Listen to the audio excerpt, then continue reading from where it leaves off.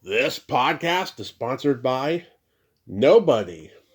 Hey dudes, welcome to Splat from the Past, the only 80s themed horror and sci-fi show where things can get totally radical. Now today I will be welcoming back the lovely, the awesome Katie Karlovitz.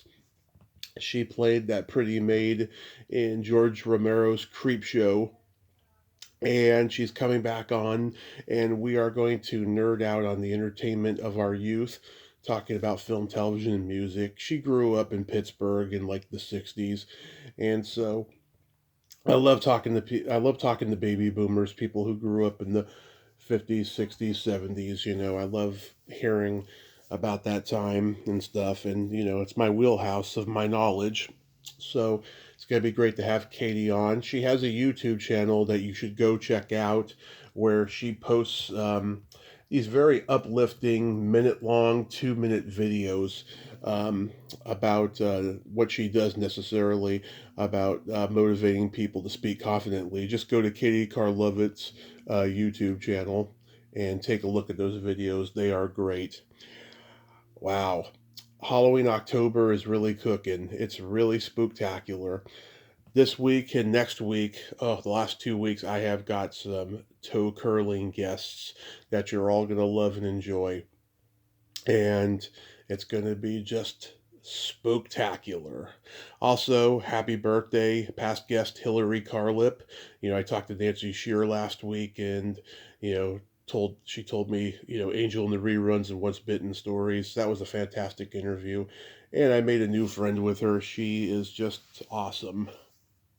So happy birthday, Hillary. So yeah, here is my new interview with Katie Karlovitz. So, going back in time, do you remember the first movie that impacted you as a child? As a movie as a child, I think, yeah, well, when I was 10, my mother and father took my brother Mark and myself to see Dr. Zhivago. And that was one hell of a, first movie. But that, I think, I was just still a kid, but I would say probably that stands out in my mind as like, wow, this is an incredible experience.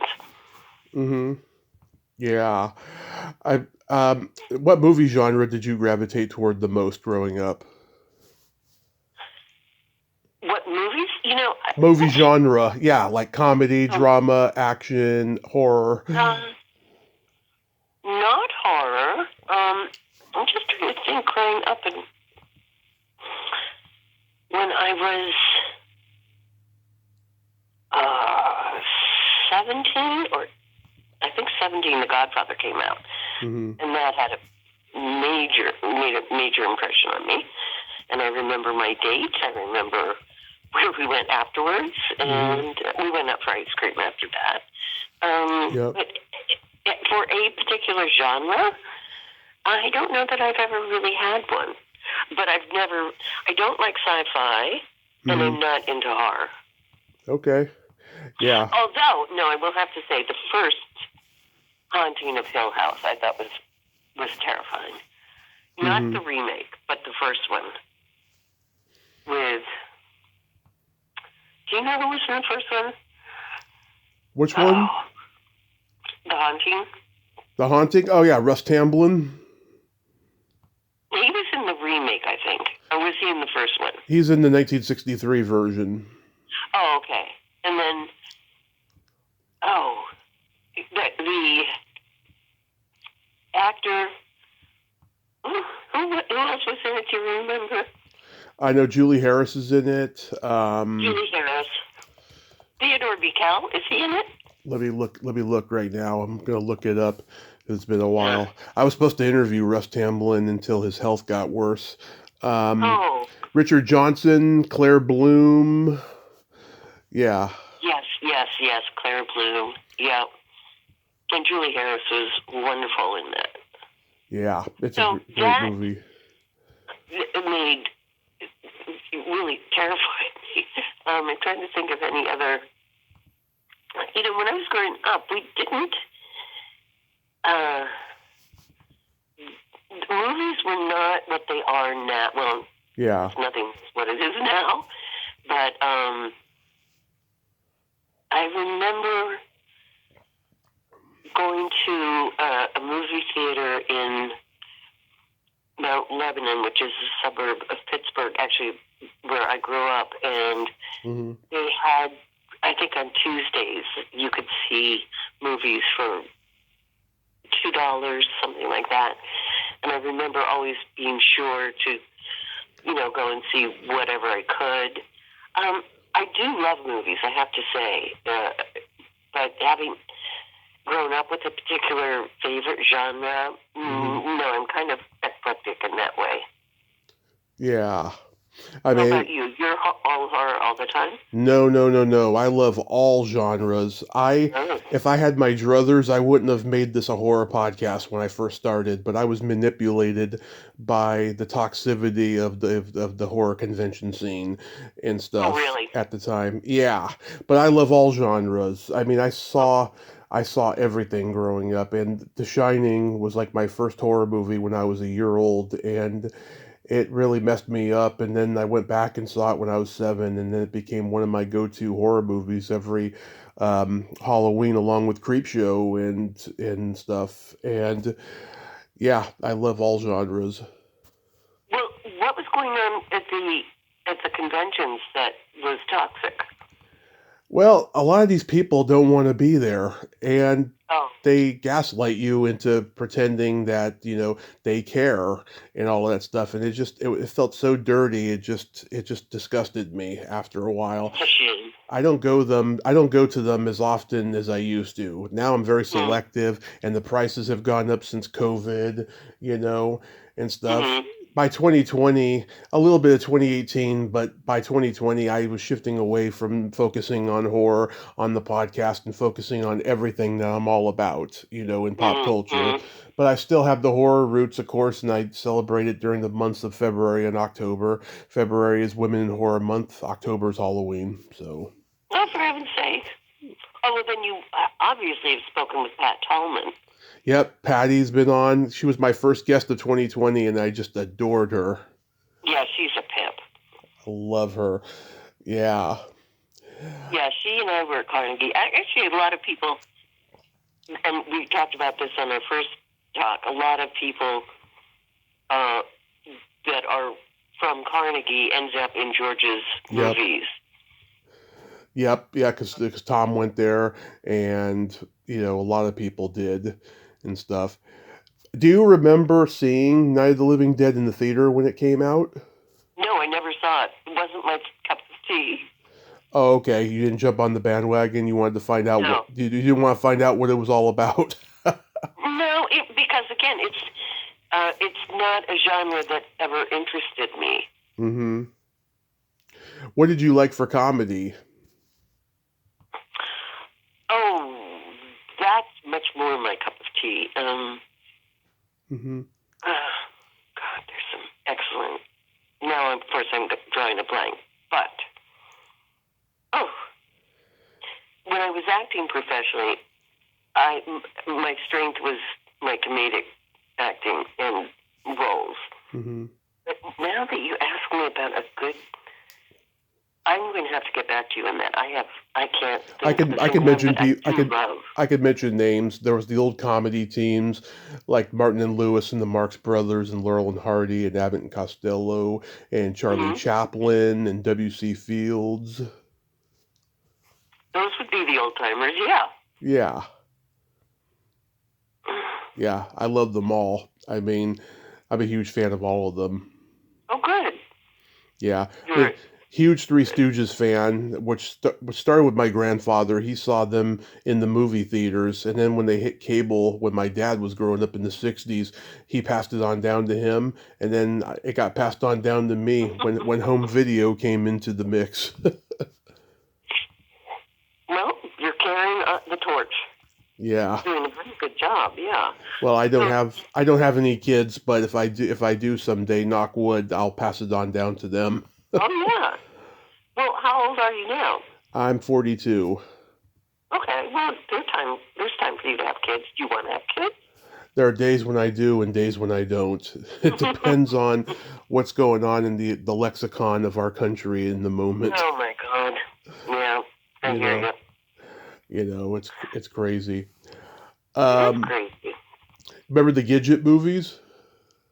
I do. I was never a huge fan of them. Yeah. You must think I just didn't like anything, but I'll have to think. Well, in television, when I forget how old, I was acting professionally at that time. Yeah. And a sitcom called Mary Hartman came on, and that was Yeah. a very decidedly different type of humor and genre. So that was Louise Lasser, who'd been married to Woody Allen. Yep. And Greg Malavy, who I've interviewed, and a few other people that were on the show I've interviewed. Yeah. Yeah. Yeah. I met Greg at doing a play in Miami. Oh, yeah?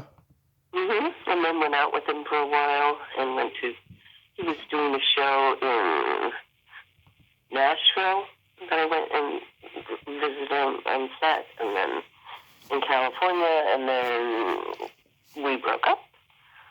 And wow, I did not know that. yeah, well, I mean, who would? I mean, it wasn't a long thing, and I don't know what he was playing at exactly, but yeah. just kind of quirky guy who lied to me about how old he was. And I remember looking at a picture of him as a little kid, and I'm thinking, that kind of clothing really looks more like early 40s, late 30s, and not what it should have been. Like, I was born in 55, so I know what that type of clothing looks like. But finally a girlfriend of mine who, she had a really good role in, what's the Al Pacino movie where he's mentoring somebody who's undercover. Oh, Dog Day Afternoon? No, not that. Was it Panic in Needle Park? No. No, Chris Sarandon was in Dog Day Afternoon, as I recall. Anyway. Yeah. Her name is Ronnie Farah, and she's the one who told me how old Greg Malavy really is, and I felt like such an idiot. Anyway, because she was in the same play that I was in where I met Greg in Miami back forever ago. But what? Donnie Brasco, that's the movie. She was. Oh, my mom loves that movie. Yeah. Yeah, she does a really good job. I've got to check in with her. Her birthday month is October. I think I'll check in with her. Anyway. Yeah. She's a very good actress. Very More good. stage than film, but she did really well, I thought, in Donnie Brasco. And who's the younger male lead in that? Oh, Johnny Depp? Yes, that's it. Yeah, huge star, of course. Yeah, yeah. Did you have any movie star crushes growing up? Yes, when I was, I think, 16, when Zeffirelli's Romeo and Juliet was released, and I was desperately in love with Leonard Whiting. Desperate. I knew that he was the perfect person for me, but I had no way of letting him know that I knew this. So, yes, that was my first seriously unrequited love. And again, it had to do with the movie. But that was a beautiful film, I thought. Flawless. Yeah, I mean, for me, like, Cary Grant was a big one. My mom had this paperback book about Cary Grant and had these beautiful black and white pictures of him. And Natalie Wood was another one, and so many 80s movie actresses that I've become friends with and interviewed. And it's hard for me to look at them the same now because they're like my aunts now. Yeah, I know. You run a risk when you sort of peel back the curtain and see what's going on. But yeah, it's fascinating stuff how a movie gets made. And I just remember, I think Creepshow was my only feature film. Yeah, it was. But just it's the choreography involved and the communication and how. Oh, I remember when we were shooting Creepshow, we had one of the grips we called Chiz. Mm-hmm. He had a very chiseled face, a very handsome guy. Yeah. And so we were doing this night shoot, and George said, Chiz, hold that. It was a branch with leaves on it. Yeah. Hold that and bring it into the light. And Chiz did that. But then his hand was shaking, so George said, okay, Chiz, hold that. Okay, now somebody hold Chiz. And I thought that was very funny. It was like he was just going with the flow for whatever reason. Chiz was a little wobbly, holding the branch. So. But George was a wonderful, wonderful person. Really a gentle giant. Yeah. It's so sad that he's no longer with us. I know. Did you go to the drive-in when you were a kid? Not very often, no. My father grew up in Europe and moved here when he was about 17. Mm-hmm. So we didn't do a lot of things that typical American families did. And I think part of it was because he was not American. Well, I mean, he became a citizen, but yeah, he didn't grow up here, and we didn't, yeah. I think I've only been to a drive-in maybe 2 or 3 times in my life. Do they still have them? Probably not. In some places, yes. Like here in the Bay Area, there's one in San Jose. I haven't been there, but I'd like to go. Mm-hmm. I'd like to go if I could find a movie worth going to see. You know? Yeah, that would be a good road trip. I wonder what they're like. You know, like what do they sell to eat, and what time do they start? Well, they've always started at like 7:30 or 8 o'clock, and you go to the snack bar and they got, pretty much everything you'd get at a movie theater, except they got hamburgers along with the hot dogs. Wow. Yeah.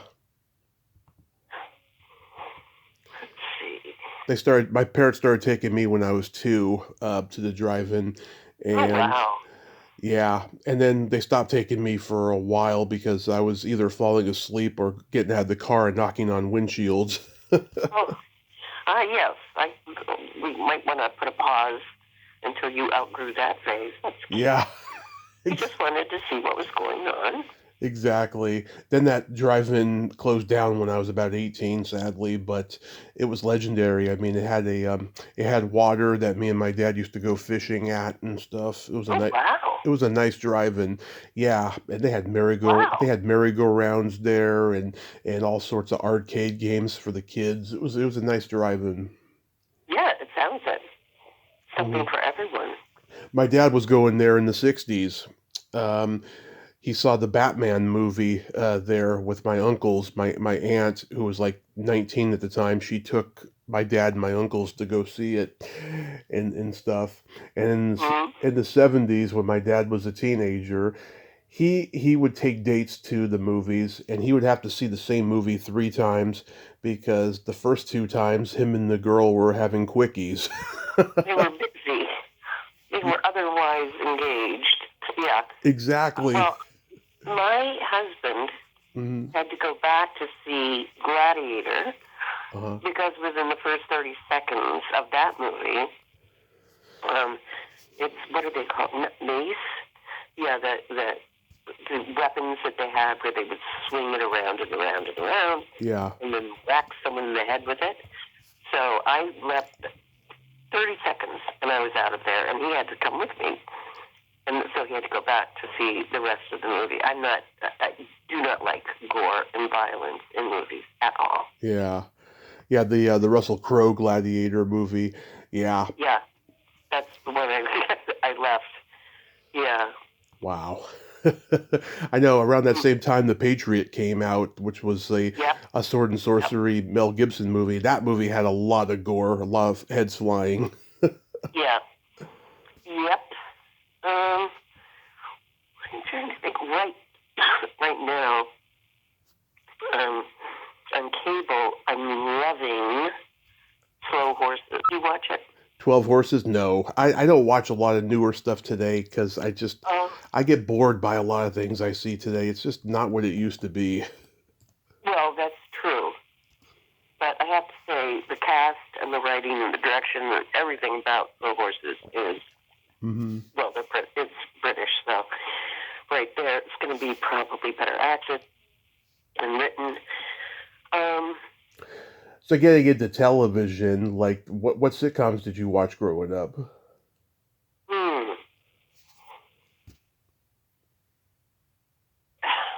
I didn't really watch that much. Really? Yeah, either I'm going to have to ask some of my siblings because I'm just. There was the Munsters, the Addams Family, Get Smart, Green Acres, Leave It to Beaver. There was That Girl with Marlo Thomas. Oh yeah, yeah. I did watch those. I just don't have strong memories of them now because it was such a long time ago. Yeah. And I think that the more info you get and put in your brain, yeah, at a certain point, you only have so many placeholders for incoming info, and after the first 7, and I don't know how this works, but I've done the research. After you get 7 pieces of info in, they all dump, and then you start over. So now that I'm 70, I'm finding a lot of pieces of information have been dumped and haven't been reloaded or looked at in a very long time. And that is, it's like, whoa, this is. Since I turned Since I turned 40, I'm starting to lose little teeny tiny pieces of things I used to remember, and it's only going to get worse from here because it will. That's the nature of it. I mean, but it seems that you're very, you have an intellectually active life, so that tends to slow that kind of loss down. Well, I have a lot of time to think, I'll tell you, since my car crash. I'm not inundated with, working for the man and just being, everybody's doormat and everything. I have the time to focus and think and read and all of that stuff now. And before, Good. I had very little of it when I wasn't, hanging out with friends. But yeah, you are right. Yeah, I do have a lot of time to think. What car crash happened? What was that about? I I was homeless during the time. Me and my mother both were homeless, and there was a lot of drinking going on during that period. And I fell asleep in the car. The driver fell asleep at the wheel. We ended up in the middle of the road, and the impact hit us. Shit. That's terrifying. How long ago was this? 10 years ago, January 21st of 2015. Oh, you're lucky that you survived. I'm very lucky. Yeah, I got all the scars to prove it, I'll tell you. Oh, my God. Hold on. So, that turned out well. It turned out very well, yeah. Yeah. Because I can't believe how fast it happened and how long ago it was. It just seems like it was yesterday. I'm sure there are certain things about it that just come back in a flash. It does. God, the arc of sitcoms in history is just really, really interesting. In the 50s, you had Leave It to Beaver and Father Knows Best and Make Room for Daddy. And there were these white, clean, wholesome, all-American families sitcoms. Then by the 60s, the sitcoms become high concept and campy and silly and what if kind of stories, like all the ones I mentioned in Gilligan's Island and stuff like that. And then by the 70s, with Mary Hartman and all the Norman Lear sitcoms, it becomes social commentary about what's going on, post Vietnam in our country. It's weird how that happened in just a short amount of time. Yeah, Well, I think Vietnam changed the country, the world, in ways that we're still coming to grips with and understanding. Mm-hmm. I have a theory about public speaking, which was taught regularly in American schools and probably other countries, but public speaking was always part of the standard curriculum. It would be elocution or whatever they called it. And in around, I would say report, so I looked up report cards from the early 1900s onward. Mm-hmm. Because I wrote a book on public speaking, and that's what I wanted to see is when did this drop out of the regular syllabi? When did public speaking get dropped? Mm-hmm. And as far as I can make it, it was the middle 60s. Yeah. And I see that as a connection to the war in Vietnam. And I don't know why exactly, except that because I was around then, just everything went to hell in a handbasket in many ways in the society and including the educational system. But, well, that's a different topic for a different story. But to me, I link Vietnam with that one particular loss. I've been to Vietnam. It's a fascinating place, I have to tell you. Really? Yeah, really. Intense is also another word I would use for it. But I was there like 20 years ago, and it's become much more open since it was then. Mm-hmm. Yeah, you could just feel the loss and the residue that's there after that war. Oh, you could, yeah. I had my first day there. I was walking with a group, and a guy on a motorbike came roaring up to me, and he had a badly disfigured arm, which was probably Agent Orange or something to do with what the Americans had done, and he was furiously pointing at it and yelling at me, and he's shaking this malformed lump of flesh at me, and I just remember thinking, oh boy.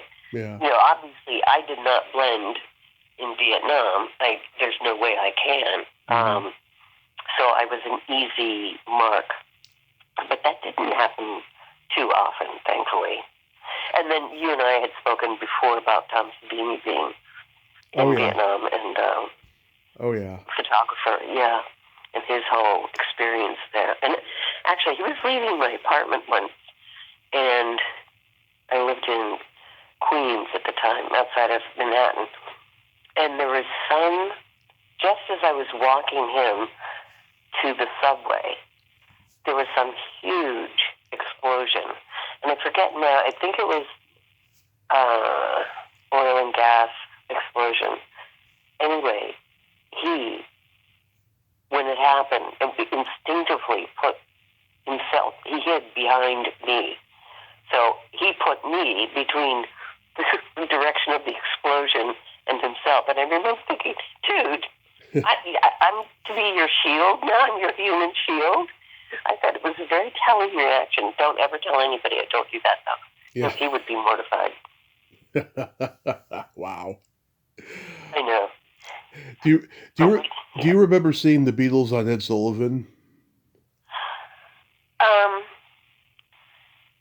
No. I mean, I've since seen them, but again, the family that I grew up in didn't watch shows like that together. We just didn't. Mm-hmm.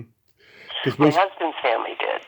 Because most people I run into do remember how impactful it was on their lives, because Kennedy had been assassinated and the country had no hope, and then here comes these four good-looking guys from England, and they're playing the best music they had ever heard. Yeah. Although now anymore, well, I love the Beatles, but the Stones, very different types. Yeah. I really like the Stones. The Stones were the bad boys. Yeah, exactly. Exactly right. Actually, Paul McCartney is playing a night here. So I just moved to Pittsburgh. I moved back to Pittsburgh. I grew up here, moved away for 45 years, and just moved back. And Paul McCartney will be doing a one-night thing here. Nice. Yeah. Yeah, you looking forward to seeing him live? I'm not going. I prefer to stay in. And, yeah, I'm not going. But a friend of mine is. Somebody from Carnegie, actually. Nice. Did you like the Monkees? Yes, I did. I'm a huge Monkees fan to this day.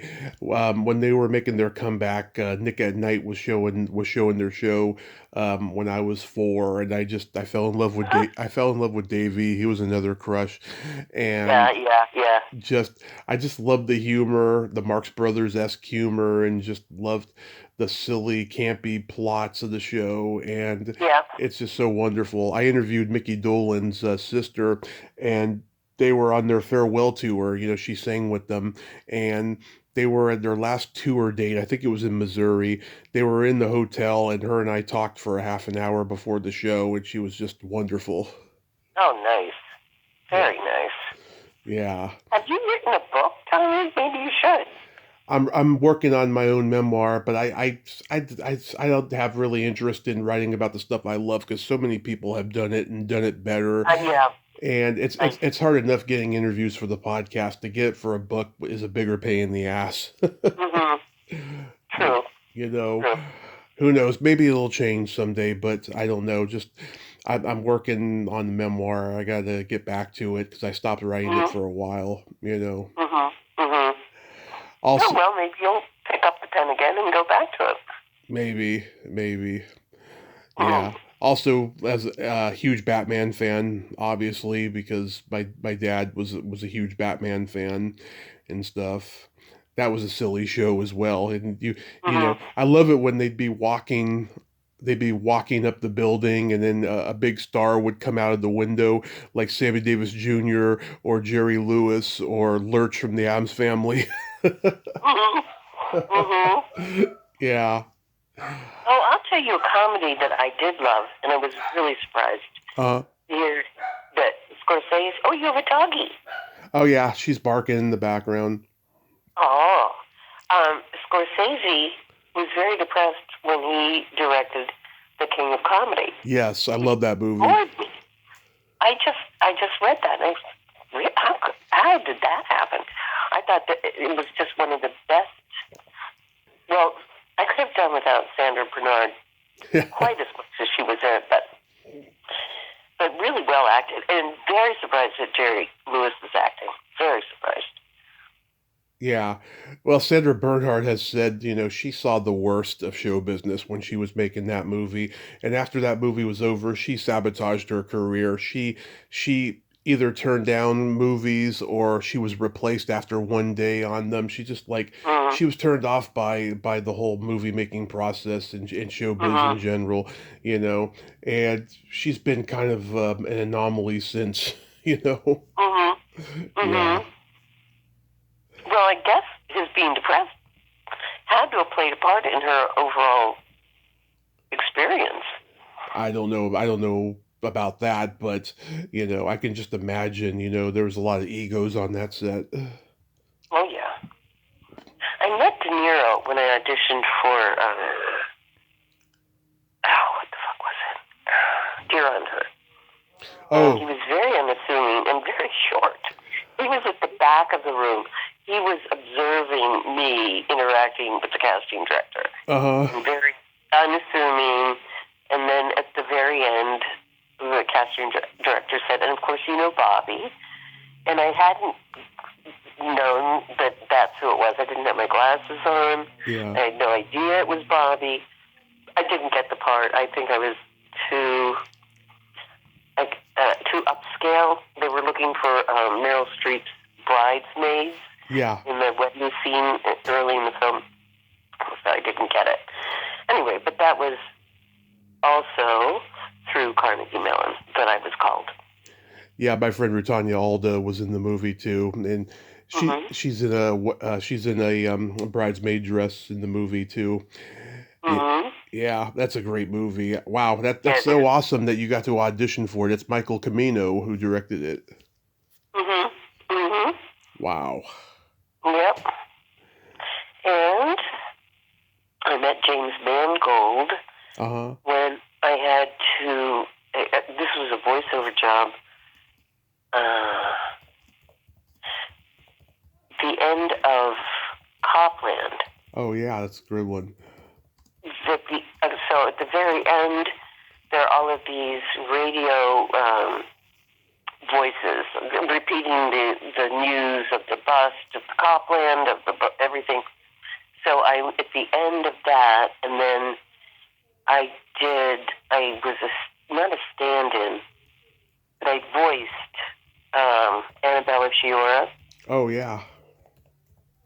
And was there somebody else? No, just a couple of scenes where she had to be covered, so I did her voice. And James Mangold directed that. And I remember... What's that? Uh-huh. I remember the sound engineer, the boom guy or the sound engineer, and I remember him saying, well, I buy it. You know, he didn't want to spend any extra time. My husband just gave me, what's it? Uh-huh. Okay. So anyway.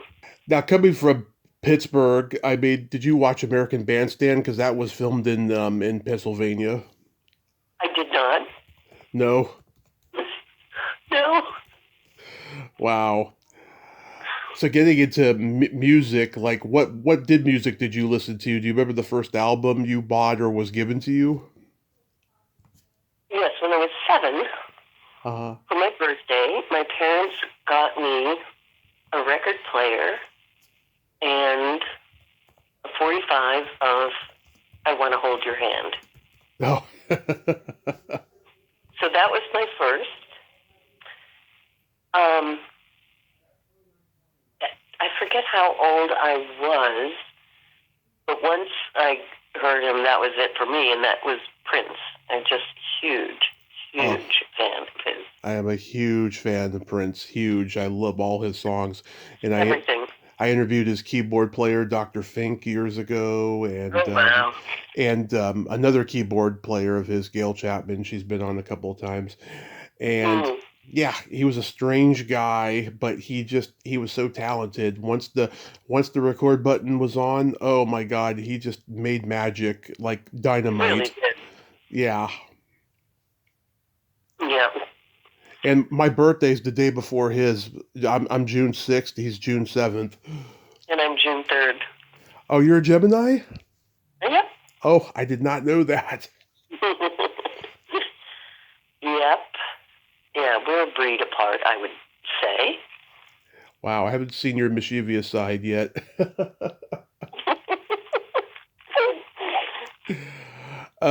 Yeah, I mean, my dad had a rock band when I was a kid, and so he had everything on vinyl. The Beatles, the Stones, Beach Boys, Carole King's Tapestry. God, Oh, yeah, that was a good one. yeah, so many great albums. He loved Captain Beefheart and James Taylor and lots of great musicians. And vinyl has made a comeback in the last decade. There's nothing like that stinky, musky smell of vinyl, I'll tell you. You know, a delicate bouquet. it's intoxicating. Yeah, I used to go to Tower Records, and I would just smell the vinyl, and it was just so wonderful. You know, let's see. There's some Pennsylvania musicians. I mean, there's the Teen Idols in the '50s: Frankie Avalon and Fabian and Bobby Rydell. You know, I got to interview Bobby Rydell before he passed, and that was a wonderful experience. And then in the '70s, there's Todd Rundgren and Hall & Oates. Did you like those guys? Yeah, I did. Yeah. Did. Daryl Hall, and they have had some sort of messy breakup, but Daryl Hall had a house in the country in a really upscale part of Connecticut, Litchfield County. Mm-hmm. And a friend of mine, actually a film writer, Charlie Peters, Yeah. had a house there. He It was mostly in Santa Monica, but he had this house what put him on the map was he wrote Three Men and a Baby. Yeah. Was that the first one? No, Paternity was his first one. Oh, I love that movie. Yeah, and he's written a lot, and written and directed stuff. In fact, I need to talk to him. He wrote and produced Five Flights Up with Diane Keaton and Morgan Freeman. Oh, wow. Yeah. Yeah. Burt Reynolds never understood why Paternity, wasn't as celebrated as a lot of his movies.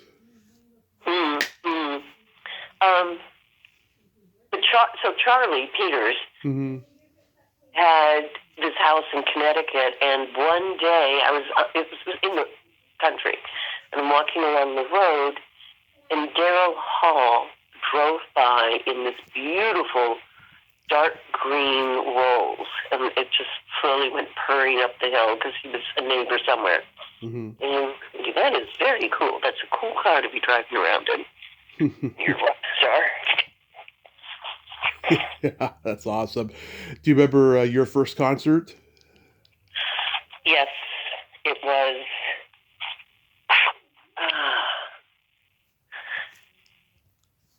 Emerson, Lake and Palmer. Oh, I love those guys. I know. It was a good one. It was very good. It's funny. I saw Todd Rundgren live in 2016 by accident. I was walking by the venue. I knew the guy who worked there. He asked me if I wanted to come in and see the show for free. I did it, and he was fantastic. And then about a week later, Carl Palmer played there. I didn't go see it, and mainly because I looked at his set list, and there was no Emerson, Lake and Palmer songs on the set list. It was all drum solo crap. Oh, no. That's not going to work. No. No, that does not cut the mustard. I was like, who wants to see that show, Yeah. I saw the Monkees when I was 14. They played Candlestick Park in San Francisco before a Giants game, and there was only 3 of them. Michael Nesmith wasn't there, and they drove off the field in a Cadillac. It was glorious. I enjoyed seeing them. And I've seen Steppenwolf and Alice Cooper and Aerosmith and Scorpions and Van Halen with David Lee Roth. And I've seen Bad Company and Joe Walsh opening for them. I've seen The Who, and God, lots of great bands. Wow. Yeah. God, the Emerson, Lake and Palmer, though, God, that must have been just fantastic. It was. And for a first time, it was like, whoa, this is a whole new world. Yeah. Do you remember what year that was?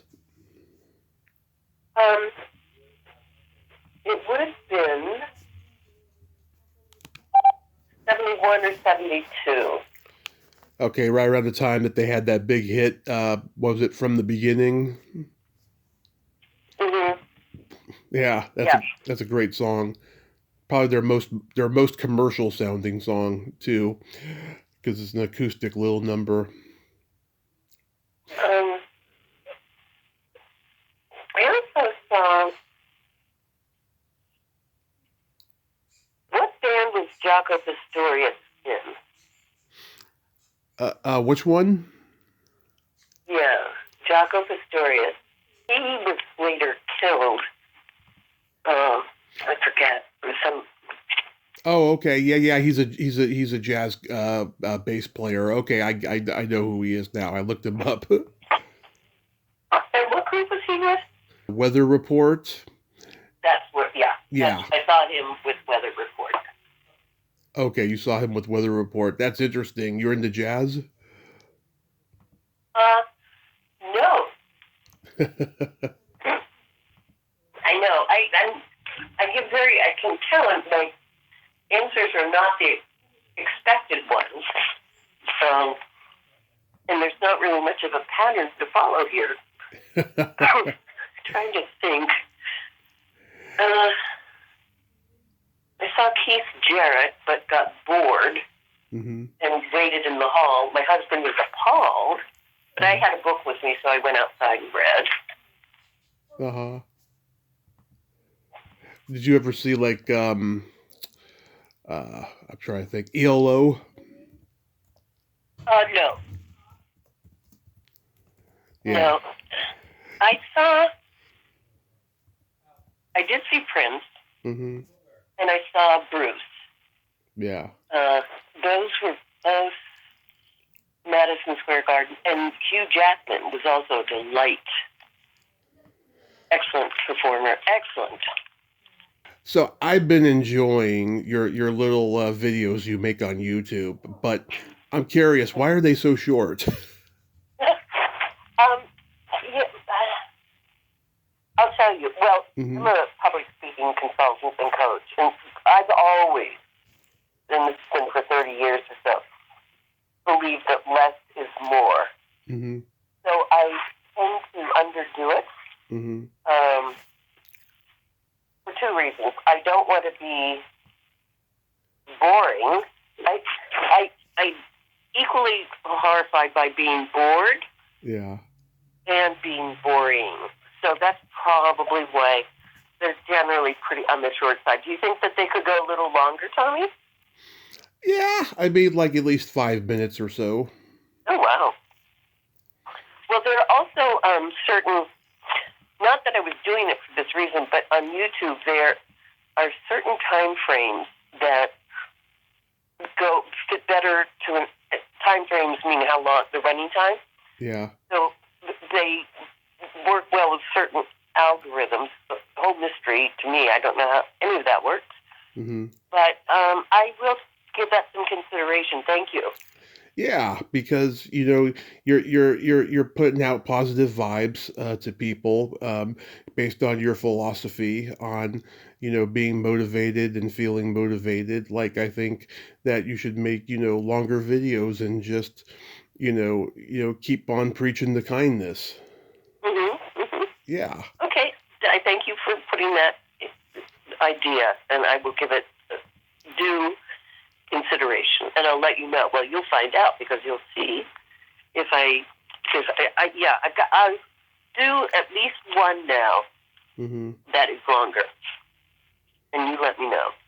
Absolutely. Do you have anything upcoming? Not right now.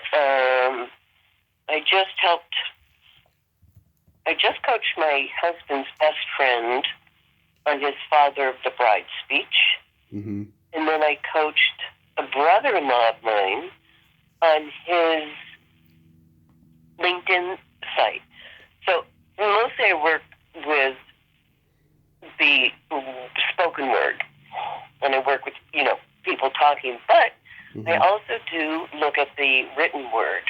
And this brother-in-law has the habit of just putting, everything is very rococo, very elaborate and gilded and this and that.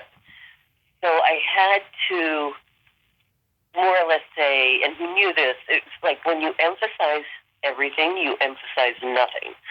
So we had to be very rigorous and go through his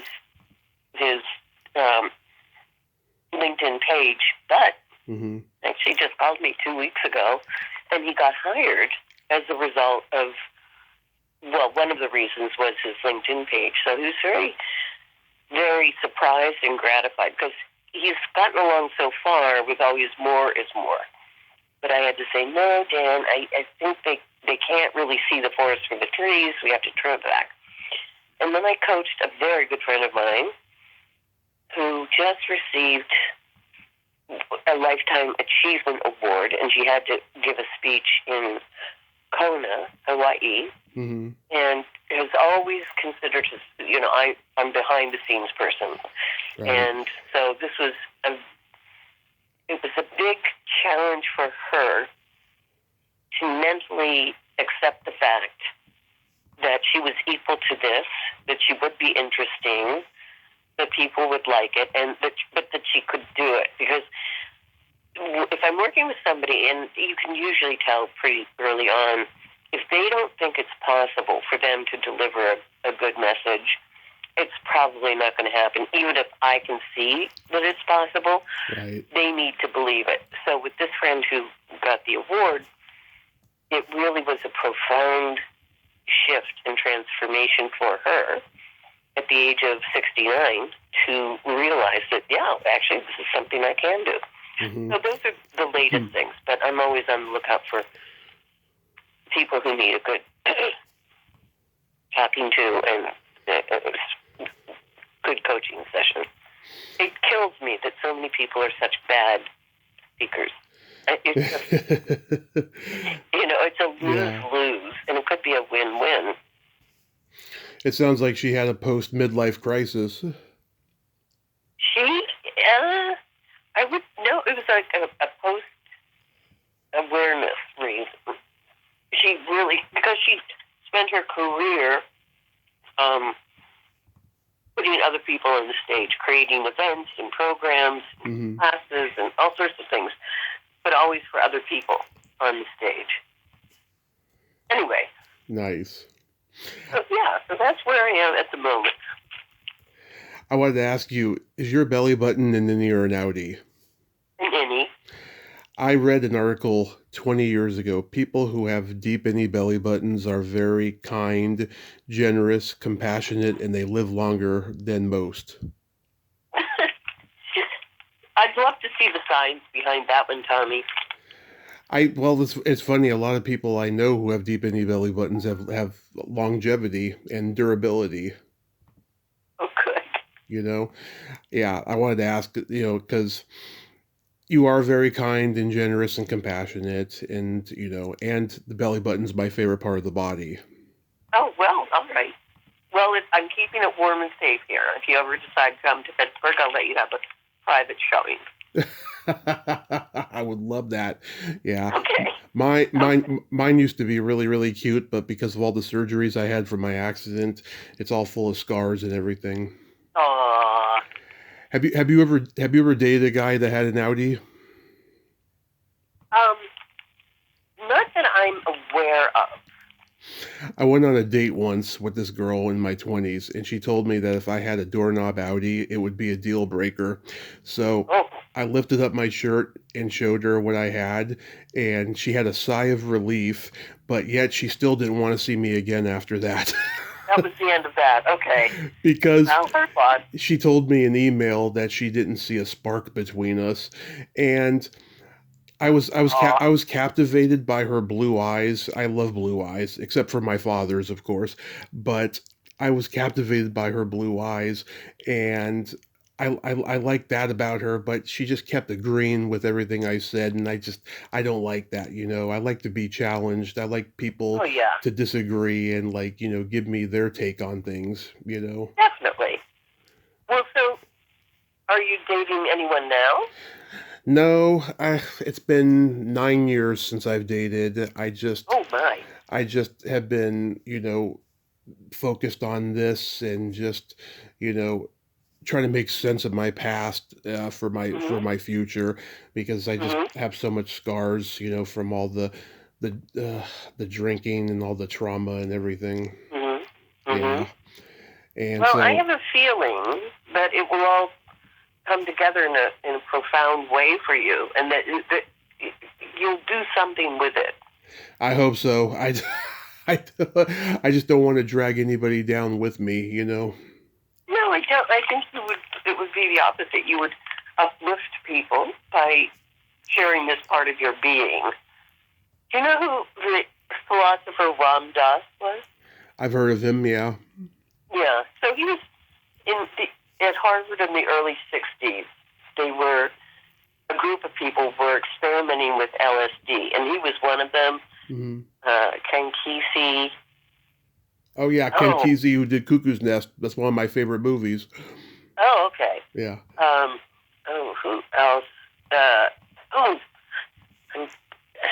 Kurt Vonnegut? Yes, thank you. Yeah. So anyway, Ram Dass was part of that group. His name wasn't Ram Dass then. He changed it. Yeah. But he said, life is sharing your being. And I've adapted that to, public speaking is sharing your message and your being. And for you, Tommy, you are sharing your being. And so somehow this will all, I think, be much in your favor as you comb through and decode and figure it out. I just think it's going to be positive for you and other people. Oh, I appreciate that. I really do, Katie. I really appreciate that so much. I have a couple jokes for you. You do? Yeah. Okay. What kind of meat does a priest eat on Friday? Meat? I don't know. None. Dear God. You know how tofu and dildos are the same? No. They are meat substitutes. Oh, dear God. I'm trying to find that other Gemini twin in you.